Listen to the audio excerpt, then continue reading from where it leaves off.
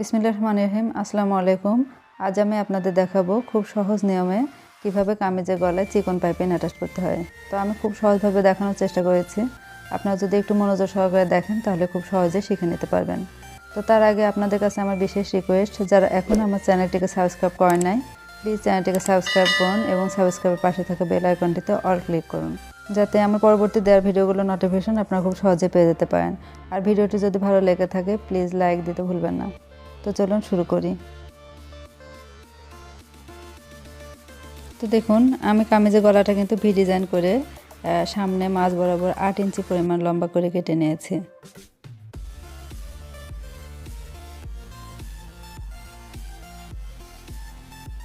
দেখুন, সব দিক থেকে পাইপিং অ্যাটাচ করব। তো পাইপিংয়ের কাপড়টাকে আমি কিভাবে কেটে নিয়েছি দেখুন, এখানে 1.5 ইঞ্চি চওড়া করে আড়াআড়ি বা বাঁকা সাইড থেকে কিন্তু কাপড়টাকে কেটে নিয়েছি। তো আমরা জানি যে পাইপিংয়ের কাপড়টা কিন্তু সোজাভাবে কাটতে হবে না, সবসময় বাঁকা দিক থেকে কাটতে হয় বা আড়াআড়ি দিক থেকে। তো কাপড়টাকে কীভাবে জয়েন করেছি দেখুন।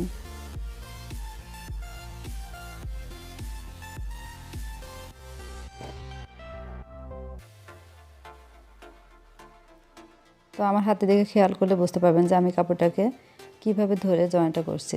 দেখুন দেখুন ঠিক এভাবে আমি কিন্তু সব টুকরোগুলোকে ঠিক একইভাবে জয়েন করে নেব।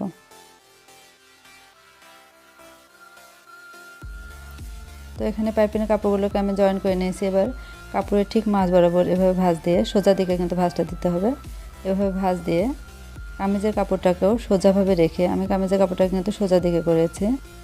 তো এভাবে পাইপিংয়ের কাপড়টাকে সোজাভাবে এভাবে ভাঁজ দিয়ে সেট করে সাইড দিয়ে সেট করে রেখে সেলাই করে নেব। তো চিকন করে সেলাইটা দিয়ে নেব। সাইড থেকে 200 পরিমাণ কাপড় রেখে সেলাইটা দিয়ে নিতে হবে। তো সেলাই করার সময় খেয়াল রাখতে হবে যে নিচে থেকে কামিজের কাপড়টা যাতে সরে না যায়।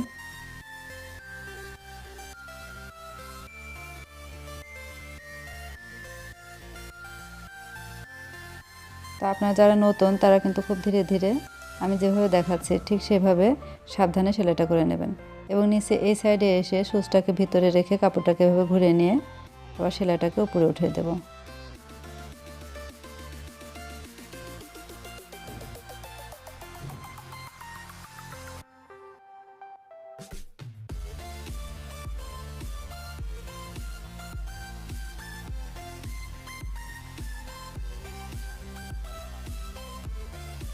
তো দেখুন, সব সাইডটা কিন্তু আমি একইভাবে সেলাই করে নিলাম, বাড়তি কাপড়টা কেটে নিলাম। এবার আমি কতটুকু চিকন অথবা চওড়া কতটুকু কাপড় রাখতে চাই, এখানে আমি চিকন করে কাপড়টা বের করে নিলাম, রেখে সাইড থেকে উপর দিয়ে চাপ সেলাই বসিয়ে দেবো। তো সেলাইটা করার সময় খেয়াল রাখতে হবে যেন পাইপিংয়ের উপর সেলাইটা না বসে, সাইডে কাপড়ের উপর দিয়ে সেলাইটা করে নিতে হবে। তো আপনারা কিন্তু আপনাদের চয়েস মতো চিকন বা চওড়া করে পাইপিংয়ের কাপড়টা বের করে নিয়ে সেলাই বসিয়ে দিতে পারেন।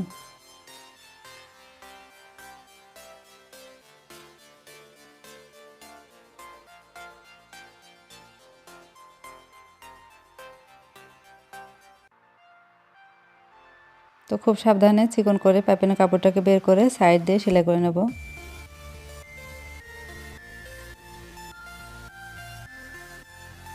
তো ভিউয়ার্স দেখুন, আমি কিন্তু খুব সহজভাবে এবং খুব ধীরে ধীরে আপনাদের সেলাইটা পুরোটা দেখিয়ে দিচ্ছি। তো আপনাদের কাছে আবারও আমার বিশেষ রিকোয়েস্ট, আমার চ্যানেলটিকে প্লিজ সাবস্ক্রাইব করুন এবং ভিডিওটি যদি ভালো লেগে থাকে প্লিজ একটা লাইক দেবেন।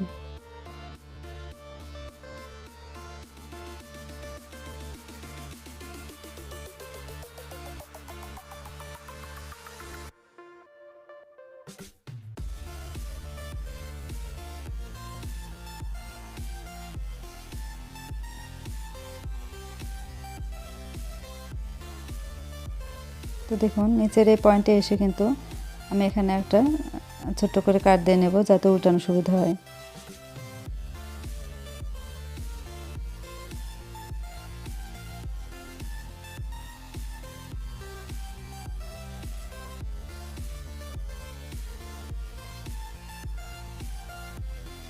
তো আমি এক সাইডটা দেখালাম, বাকি সাইডটা কিন্তু আমি একইভাবে সেলাই করে নেব।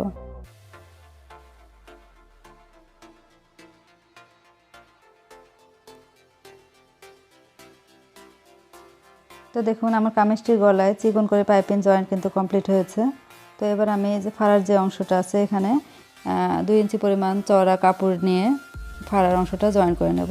তো কীভাবে জয়েন্টটা করব দেখুন, এভাবে সেট করে নিয়ে আমি কাপড়টা যাতে সরে না যায় সেজন্য নিচে কিন্তু একটা পিন অ্যাটাচ করে নেব।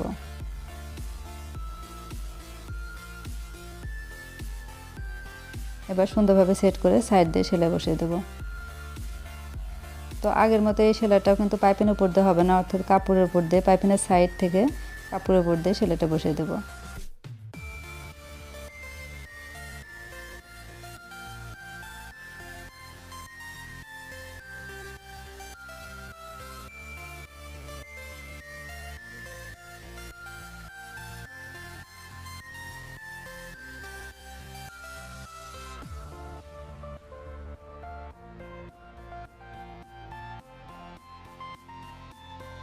তো দেখুন এই সাইডে এসে আবার একইভাবে সুচটাকে ভিতরে ঢুকিয়ে কিন্তু কাপড়টাকে ঘুরে নিয়েছি।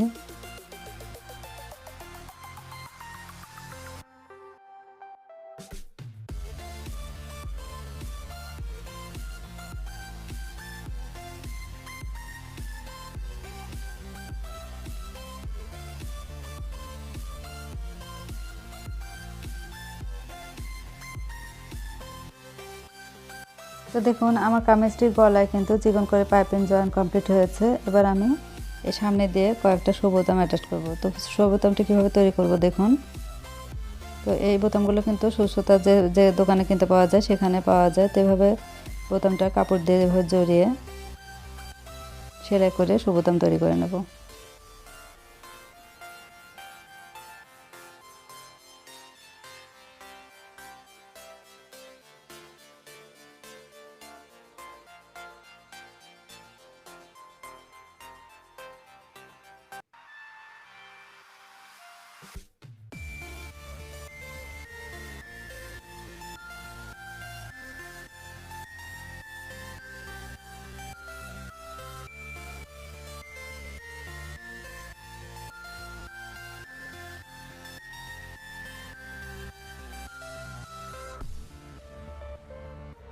তো দেখুন এখানে আমি একটা বোতাম সেট করে আপনাদের দেখালাম, বাকি বোতামগুলো কিন্তু আমি অফ ক্যামেরাতে সেলাই করে নেব।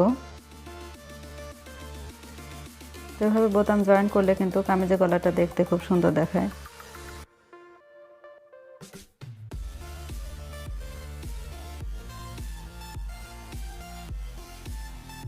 দেখুন বাকি বোতামগুলো আমি সেট করে নিয়েছি। তো ভিউয়ার্স, ভিডিওটি যদি আপনাদের ভালো লেগে থাকে প্লিজ লাইক, কমেন্ট, শেয়ার করে আমার পাশে থাকবেন। সবাই ভালো থাকুন, সুস্থ থাকুন। আল্লাহ হাফেজ।